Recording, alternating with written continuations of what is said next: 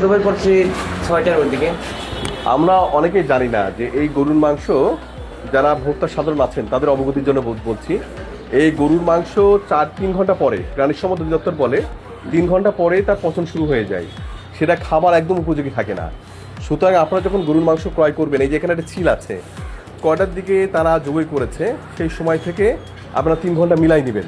এবং এই ধরনের ছিল বা এই ধরনের প্রাণী সম্পদ অধিদপ্তরের ভেটেরিনারি সার্জন দ্বারা যদি সই না থাকে, সত্যায়িত না থাকে, গরুর মাংস বা যেটাই হোক, গরুর মাংস হোক, মহিষের মাংস হোক, কেনা থেকে মানে বিরত থাকতে হবে।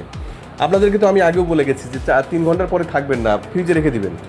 প্রয়োজনে ফ্রিজে, হোটেলে আমি ব্যবস্থা করব যদি আপনারা ভেটেরিনারি সার্জন দ্বারা জবাই করে থাকেন। সেগুলো তো করেননি। এখন বাজে 2টা, আপনি কাটছেন 6টার দিকে, 6-12-8 ঘন্টা হয়ে গেছে। অর্থাৎ আপনার মাংস সম্পূর্ণ পচার, মানে পচে গেছে। এগুলো ফেলে দিতে হবে, এগুলো আর রাখার কোনো সুযোগ নেই এখন। তাহলে এগুলো খুলেন, আমি ফেলে দিই। খুলেন। মহাজন কোথায় গেছে? হাটে গেছে। খোলেন, আপনি খোলেন, আমি ফেলবো। খোলেন, আগে খুলেন। 6টার দিকে করছেন, খোলেন। এটা খুলেন, খুলে নিচে নামান। এগুলো নিচে রাখেন। 4 ঘন্টা পর নষ্ট হয়ে যায়, এটা কোনোভাবে রাখা যাবে না। আপনি এগুলো যদি বিক্রি না হয়, আপনি কি করবেন, হোটেলের সঙ্গে 4 ঘন্টার ভিতরেই ফ্রিজে রেখে হোটেলে বিক্রি করে দিবেন। হ্যাঁ, এগুলো আর বিক্রি করার মতো এটা উপযোগী নেই, এটা ফেলে দিতে হবে। এটা